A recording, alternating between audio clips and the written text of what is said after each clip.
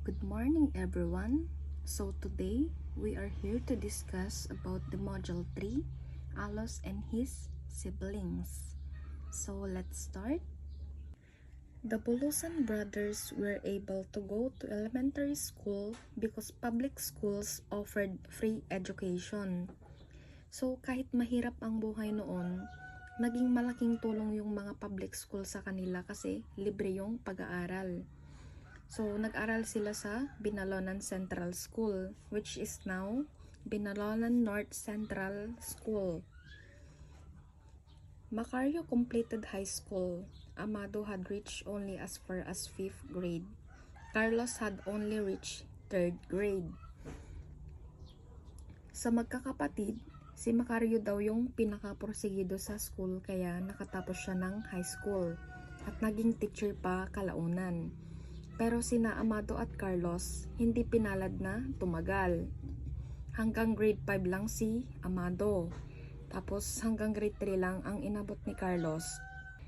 Dahil kailangan na niyang tumulong sa bukid ng pamilya nila.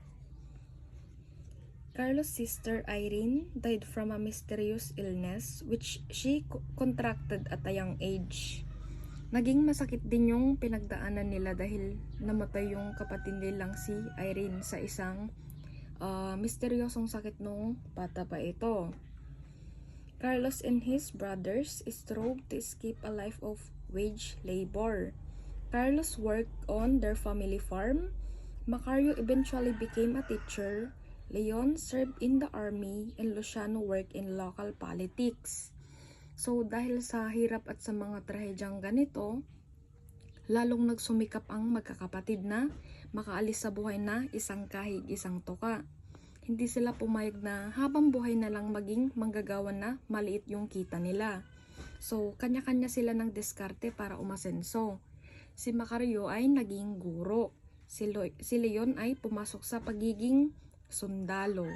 Si Luciano naman ay sumabak sa politika sa kanilang lugar, habang si Carlos naman ang naiwan noon para mag-araro sa bukid.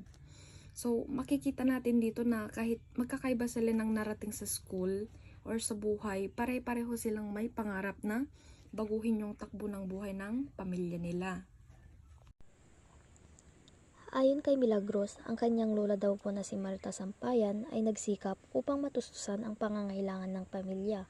Siya po ay nagbibenta ng asin, tinapang isda, balatong at utong para madagdagan ang maliit na kita ng kanilang pamilya. Nang pumanaw po si Marta, ang kanyang anak na si Francisca ang nagmana at nagpatuloy sa maliit na negosyo ng kanyang ina. Si Macario naman po ay naging guro at nagkaroon ng pagkakataon na magturo sa Mindanao. Pero imbis na pag-aralin ang kanyang kapatid na si Francisca, isinama niya sa Mindanao para magtrabaho sa mga gawaing bahay. Dahil dito, hindi na nakapasok si Francisca sa paaralan at hindi na siya nakapag-aral. Siya ay nagtrabaho sa lokal na politika ayon sa kwento ni Carlos. Bago siya sumali sa army, naging ahente muna siya sa isang malaking kumpanya sa Maynila na kung saan ay kumukuha ng mga manggagawa mula sa Northern Luzon.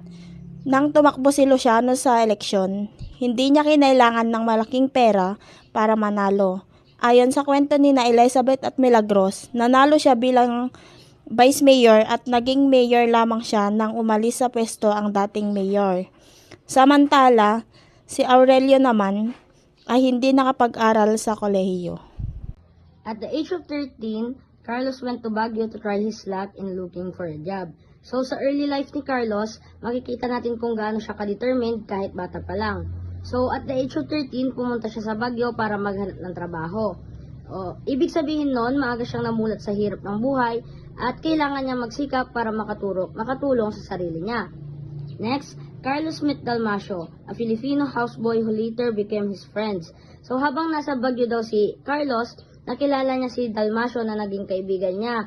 And makikita natin dito na kahit mahirap ang sitwasyon, nakahanap pa rin siya ng support system o mga taong makakatulong sa kanya.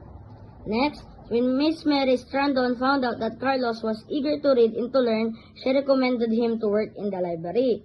So, nung nakilala ni Carlos si Miss Mary Strandon, napansin ni Miss Mary Strandon na eager si Carlos matuto at magbasa. kaya nirecommend niya ito na magtrabaho sa library. Then dito nagsimula yung exposure ni Carlos sa knowledge at education na naging malaking factor sa future niya. And next, Carlos also went to Lingayen with his cousin who was studying in Lingayen High School.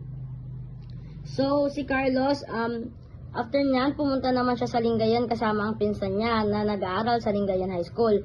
So, kahit hindi siya officially enrolled, pinayagan siyang makinig sa klase bilang saling pusa. Ibig sabihin, kahit walang formal education, gumagawa siya ng mga paraan para matuto siya. In early years, students who were not enrolled formally in school were allowed to sit in as visitors or saling pusa. So, dati kahit hindi sila officially enrolled sa school, pwede silang makisit in at makinig sa klase. Next is Carlos was smart. His cousin's English teacher took interest in him and he went a mile to write a certification that Carlos attended his class for 2 years. So, dahil matalino daw si Carlos, napansin siya ng English teacher ng pinsan niya. And yung teacher ng pinsan niya is na-impress sa kanya, kaya gumawa ito ng certification na nagsasabing umattend si Carlos ng classes for 2 years. Pinapakita lang nito na kahit informal ang learning niya, kinalala pa rin ang effort at kakayahan niya. So, pinapakita nito na si Carlos Bulusan ay masipag, determined, at may strong desire to learn. Kahit maraming challenges, hindi siya sumuko at gumawa siya ng paraan para makapag-aral at umangat sa buhay.